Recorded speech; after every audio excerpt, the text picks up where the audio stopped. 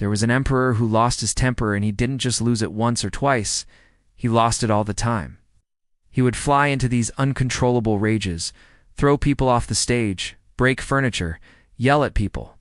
And so eventually his friends and advisors said, "Look, you can't do this anymore. You have to learn to control your anger." So they brought him a journal and they said, "Every time you feel yourself getting angry, write down what caused it, how you acted, and then what the consequence was." And he did this for weeks and weeks and weeks. And slowly but surely, he started to see a pattern in his own behavior, that when he was hungry, he got angry. He didn't get enough sleep, he got angry. When he had too much wine, he got angry. So he started to adjust those things. He cut out the alcohol, made sure that he ate better, and he slept more. And guess what? His anger went away.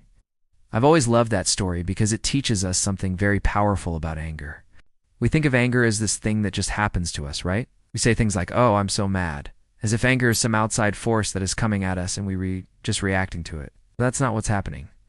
As the emperor learned, anger doesn't come from the outside. It comes from within. We are in control of our emotions. We are in control of our anger. And if we want to stop being angry, it all starts with awareness. You know, even the great Marcus Aurelius, the most powerful man in the world during his time, even he wrestled with this. He says in his journal, he says, "I became angry today. What a disgrace. Utter disgrace. You'd think I was some wild animal, wouldn't you? How could I, who've studied philosophy all my life, who've seen everything, known everything, how could I be so uncontrolled as to show anger?" Marcus Aurelius was the epitome of self-control. He was the epitome of someone who understood philosophy and the rational approach to life. Yet even he got angry. And so the question is not, do we get angry? The question is, are we going to let our anger control us? Or are we going to control our anger? Let me share with you 3 ways that you can do that. 3 ways you can master your emotions and master your anger. No, one like the emperor, you have to start journaling, right? You have to start writing down, keeping track of when you get angry. Now, obviously, you don't need to write in a journal. You could do it in a note in your phone. But I find that when we write things down by hand, there's something about the permanence of it, something about actually writing it down that helps us take stock, that helps us really reflect. What you want to write down every time you get angry is no one.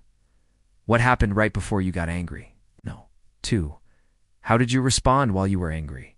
And no. 3. How did that make you feel afterwards? Because here's what's interesting. We think that when we're angry, we're being strong, we're being powerful, we're standing up for ourselves. But what happens when we're angry is we lose our power. We lose it all. Why? Because we're acting impulsively.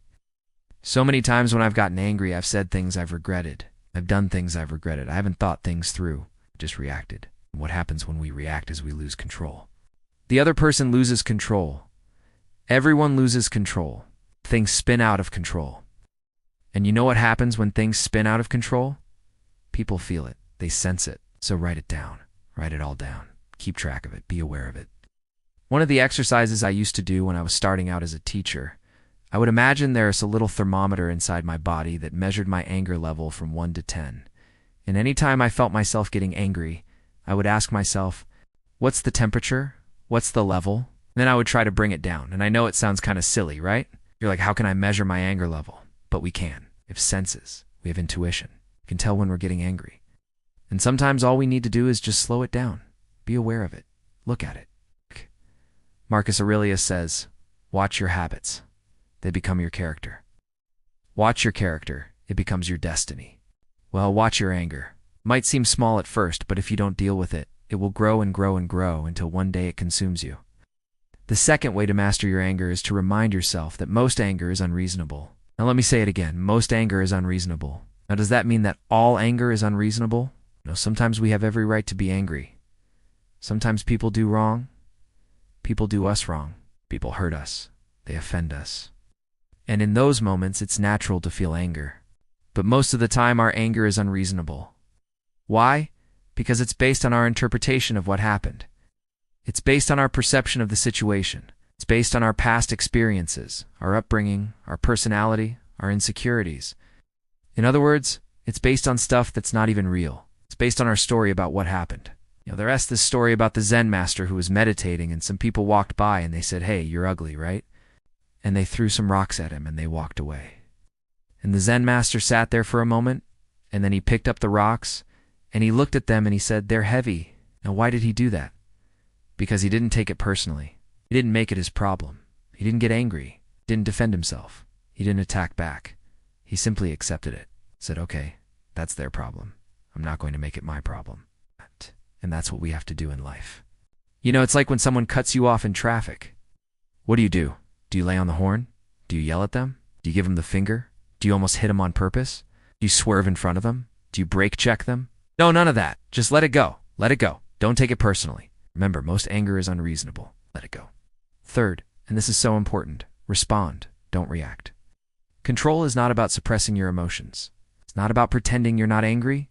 It's not about putting on a fake smile and saying everything's okay when inside you read just fuming. No. Control is about responding, not reacting. Control is about taking a moment, taking a breath, stepping back, and choosing how you respond. I love the story of the young man who was walking down the street, and he saw an elderly gentleman ahead of him, and he said, "Excuse me, sir, would you mind moving to the side? Do you mind stepping to the side?" And the old man just stared at him, and he said, "Why should I step aside for you? This is public property."